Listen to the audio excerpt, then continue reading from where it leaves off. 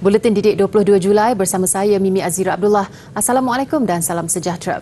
Kementerian Pendidikan KPM mahu pegawai pejabat pendidikan daerah PPD sentiasa hadir ke sekolah bagi mengenal pasti masalah, keperluan serta mencari jalan penyelesaian kepada masalah yang dihadapi dengan segera.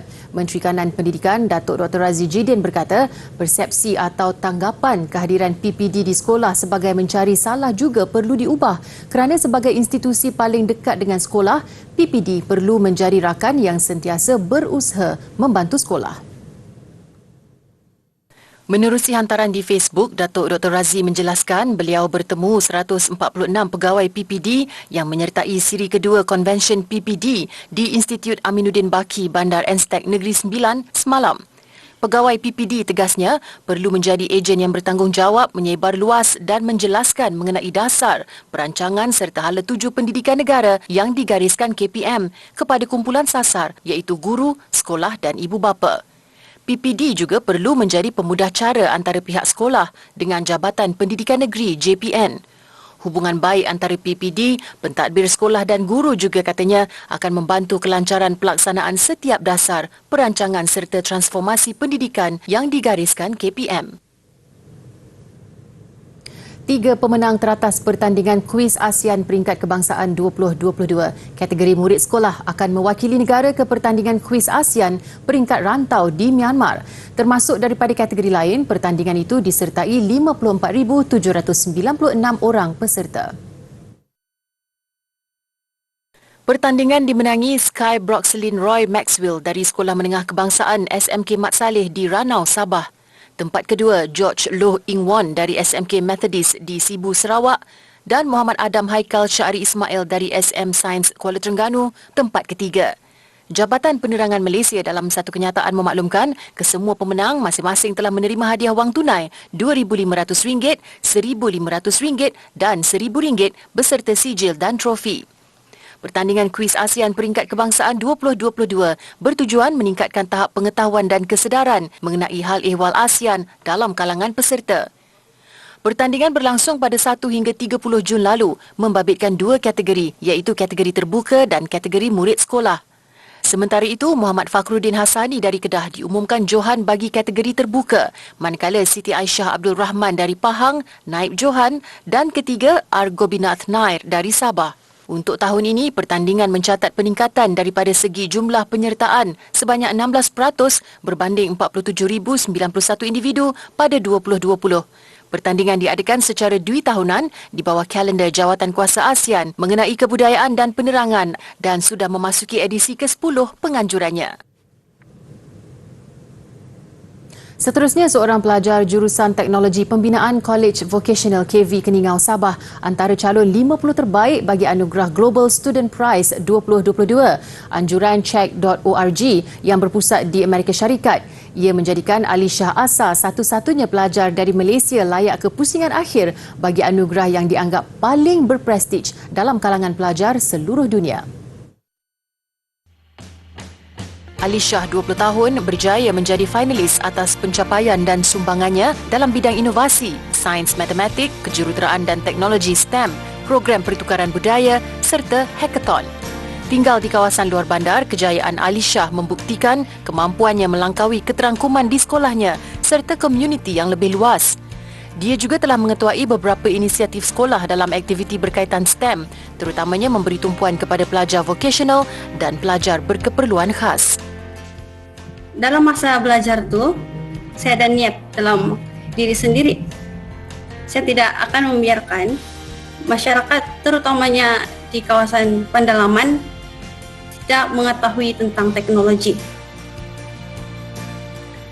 Sebab pada masa kini, teknologi amat penting untuk mencari pekerjaan, itu terutamanya. Sekarang pekerjaan kita akan terus menggunakan teknologi, terutamanya drone. Sebagai pelajar teknologi pembinaan, Alishah berharap langkahnya itu dapat menjadi inspirasi kepada wanita lain untuk cemerlang dalam bidang tradisional yang didominasi lelaki. Atas usahanya, lebih ramai pelajar perempuan mewakili sekolah dalam pertandingan inovasi dan beberapa pelajar keperluan khas sekolahnya telah diiktiraf secara nasional. Antaranya sebagai perintis dalam menggunakan bahasa isyarat untuk membentangkan projek mereka dalam pertandingan kebangsaan dan antarabangsa. Alisha juga pernah mengetuai kumpulannya memenangi pertandingan hackathon anjuran UNESCO pada 2020 berkaitan literasi maklumat. Kami juga membentuk satu organisasi like Women Power to College. Okay. Dalam organisasi ini kami namakan dia sebagai Nokuro Sumandak. Ya, kalau Sabah kan kenapa Sumandak? Kenapa perempuan? Okay. So dalam aspek ini kita dapat tahu yang semua kita boleh buat. Sebagai perempuan kita boleh buat semua perkara. Antara kejayaan yang dapat dibanggakan apabila Alisha mengetuai projek STEAM yang dikenali sebagai Eureka Hub sehingga melayakkan mereka menjadi penerima pertama Grant STEAM dari The Awesome Foundation Amerika Syarikat pada 2020. Projek bertujuan melatih rakan sebaya mengenai robotik, drone, percetakan 3D dan keusahawanan untuk membantu mereka bersedia menghadapi dunia yang diterajui teknologi berkembang pesat. Inisiatif ini meningkatkan minat dan kemahiran rakan-rakannya dalam menggunakan teknologi baru muncul, memberi inspirasi kepada mereka untuk menjadi lebih kreatif dan imajinatif dalam memanfaatkan teknologi ini dalam bidang vokasional masing-masing. Tambah Alisha, sekiranya dia memenangi anugerah itu, dia akan menggunakan wang RM445,000 itu untuk membina pusat inovasi di KV Keningau. Dia berharap pusat itu dapat membantu pelajar dan guru membangunkan projek mereka dan boleh digunakan sebagai ruang pameran serta pembentangan sebarang projek inovasi. Tahniah Alisha.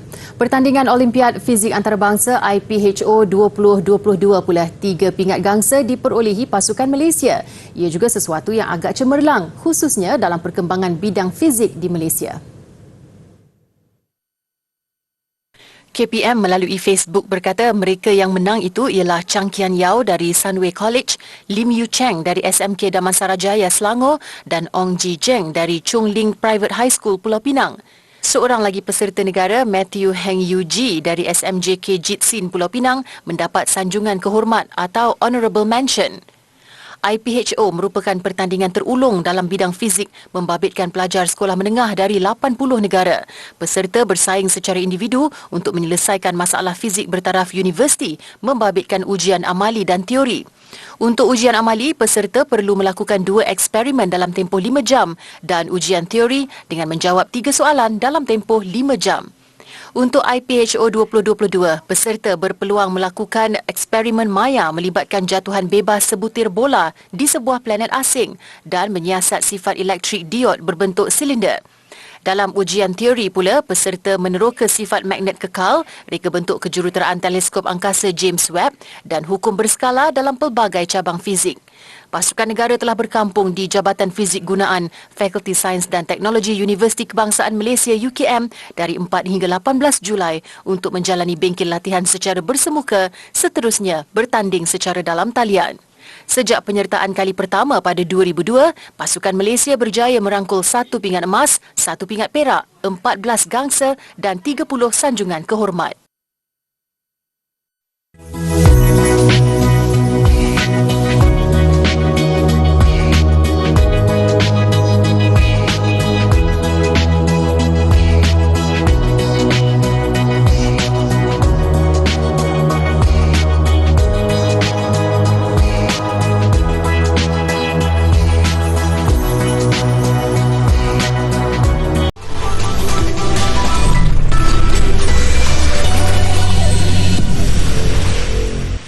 Jalinan kerjasama Universiti Putra Malaysia UPM dan Institusi Koperasi Malaysia IKMA mampu memberi manfaat besar kepada bakal graduan. Naib Chancellor UPM Profesor Datuk Dr. Muhammad Roslan Sulaiman berkata, menerusi memorandum persefahaman ini, kedua-dua pihak bekerjasama menambah baik bidang pendidikan, sumber manusia, fasiliti dan latihan industri. Kerjasama ini juga selari dengan matlamat UPM melalui Pelan Strategi Universiti Putra Malaysia 2021-2025. Agenda MOU ini bertepatan dengan matlamat 1 dalam Pelan Strategi UPM 2021-2025 iaitu mewujudkan, melahirkan watak graduan berdaya tahan mendepani cabaran mendatang. Pensijilan ini merupakan satu nilai tambah yang saya rasa sangat berharga kepada pelajar-pelajar UPM kerana ia pasti meningkatkan lagi kompetensi pelajar-pelajar ini. Perkara itu disampaikan oleh Profesor Datuk Muhammad Roslan dalam ucapannya sempena majlis menandatangani memorandum persefahaman antara IKMA dan UPM. Majlis turut dihadiri Ketua Pengarah IKMA Datuk Muhammad Ali Mansor. Program kerjasama itu juga seiring dengan dasar keusahawanan nasional DKN 2030 dan Pelan Transformasi Koperasi Transcom. Universiti Sains Malaysia USM dipilih untuk menyertai penubuhan Universiti Osaka kampus ASEAN di Malaysia. Ia susulan perkongsian terbaru antara kedua-dua universiti melalui majlis menandatangani addendum secara maya pada 14 Julai lalu. USM dalam satu kenyataan berkata langkah itu menunjukkan komitmennya dan Universiti Osaka OU mengukuhkan hubungan melangkaui makmal penyelidikan. Menurut Naib Chancellor USM, Profesor Datuk Dr. Faisal Rafiq Mahmad Adikan, ia termasuk menjalankan aktiviti penyelidikan bersama, membangun dan menjalankan program ijazah bersama, program ijazah berganda dan penyertaan dalam kerjasama universiti industri. Tambahnya, kerjasama itu dapat mewujudkan dan memperkukuh makmal bersama OU USM. Rangkaian penciptaan bersama Matlamat Pembangunan Lestari Kampus ASEAN Universiti Osaka terdiri daripada beberapa bidang penyelidikan seperti perubahan iklim, pencemaran udara, kehilangan makanan dan sisa plastik. Ia juga sepadan dengan kekuatan penyelidik USM.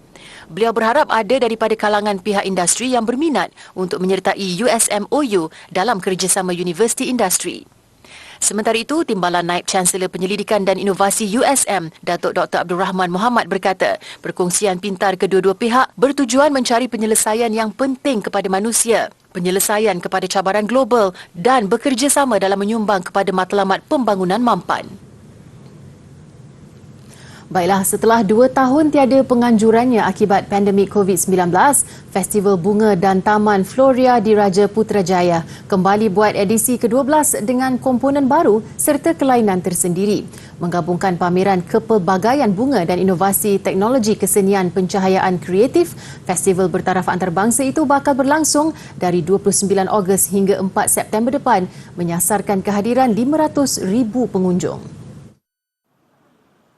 Bertemakan Floria Hebat, Floria di Raja Putrajaya 2022 akan diadakan di lokasi asal tapak di Anjung Floria, Presin 4. Mengangkat orkid sebagai bunga tema, lebih 400,000 bunga dan tumbuhan pelbagai spesies dari dalam dan luar negara termasuk 10,000 pokok orkid akan dipamerkan. Festival tahunan itu anjuran Perbadanan Putrajaya dengan kerjasama Kementerian Wilayah Persekutuan serta Kementerian Pelancongan Seni dan Budaya sempena sambutan Jubli Perak Putrajaya ke-25 dan Hari Kebangsaan ke-65. Floria kali ini dia menampilkan persembahan bunga di siang hari dan malamnya taman dalam cahaya. Setiap taman-taman tu akan mempunyai pencahayaan dia sendiri.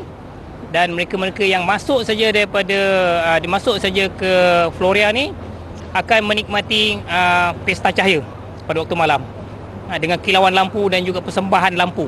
Tarikan utama sepanjang 7 hari festival ialah Taman Keluarga Malaysia, Taman Glow in the Dark serta hiasan dinding orkid. Dengan harga tiket antara RM5 hingga RM15 bagi warga tempatan, pelbagai aktiviti lain turut disediakan seperti demonstrasi gubahan bunga dan bengkel terrarium.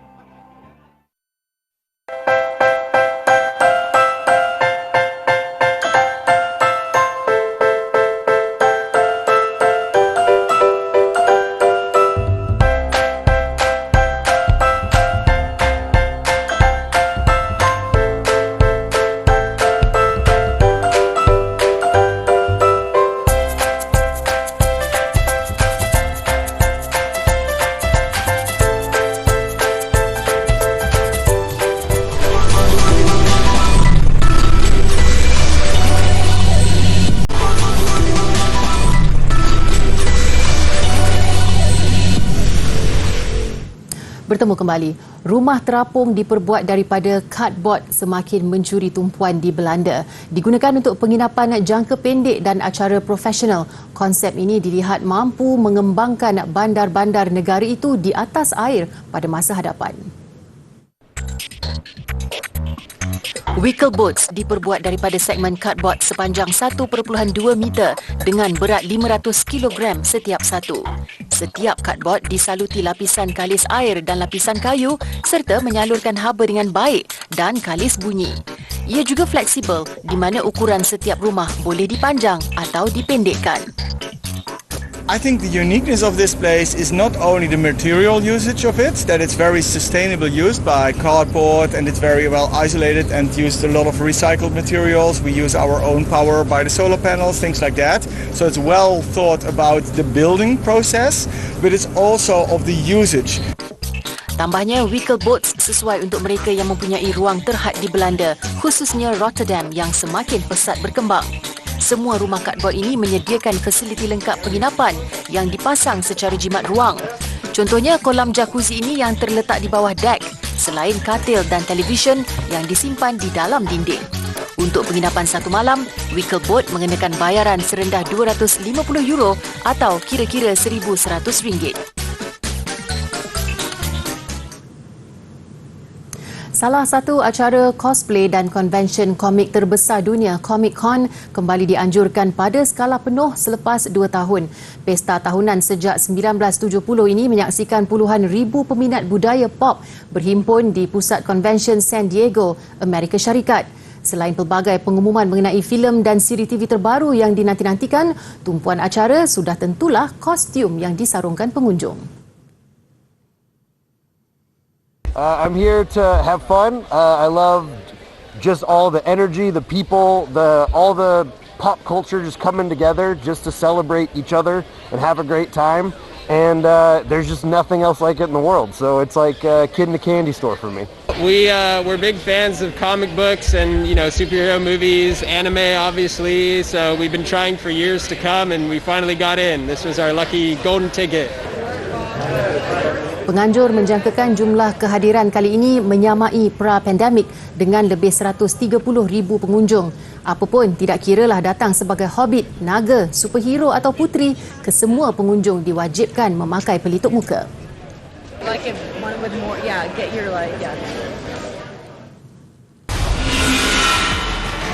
Sementara itu, filem pertama diperkenalkan pada Comic Con kali ini ialah Dungeons and Dragons: Honor Among Thieves. Filem terbitan Paramount Pictures ini dibintangi Chris Pine, Michelle Rodriguez dan Regé-Jean Page. There is evil here. I'm glad he's on our side. Lebih banyak pengumuman akan dibuat sepanjang Comic Con berlangsung. Paling dinantikan, siri TV fantasy Lord of the Rings, The Rings of Power yang menelan belanja $1 bilion. Lain-lain, filem sequel Black Panther Wakanda Forever serta filem Superman terbaru.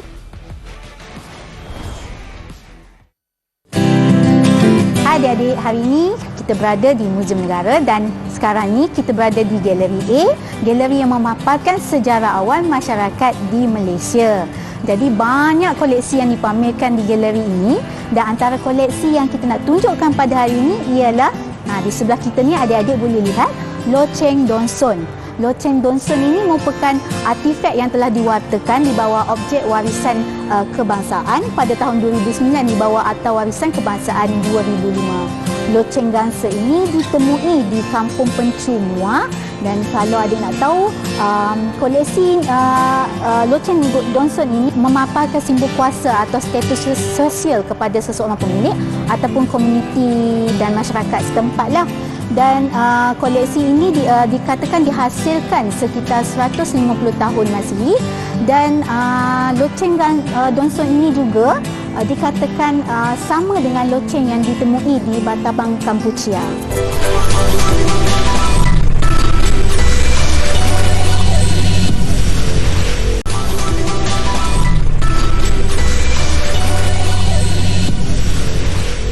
Sukan malam ini dimulakan dengan badminton terbuka Taiwan. Beregu campuran negara Hu Pangron dan Toh Yi Wei meneruskan rentak cemerlang apabila mara ke separuh akhir dengan menyingkirkan satu lagi pasangan pilihan.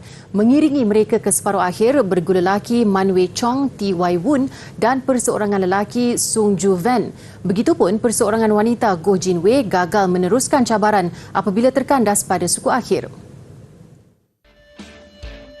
Selepas mengejutkan bergu tuan rumah yang juga pilihan ketiga kejohanan pada pusingan kedua semalam, Hong Pangron dan To Iwei terus menampilkan keserasian mereka apabila mara ke separuh akhir menewaskan pilihan ke-6 dari India, Ishan Bhatnagar dan Tanisha Crasto. Pasangan negara cuma memerlukan 32 minit untuk mencatat kemenangan 21-19, 21-12. Separuh akhir esok, Pangron dan Iwei dijadual menentang bergu dari Hong Kong, Lee Chun Hei dan Ng Ze Yao. Turut cemerlang bergu lelaki gandingan Man Wei Chong dan T.Y. Woon.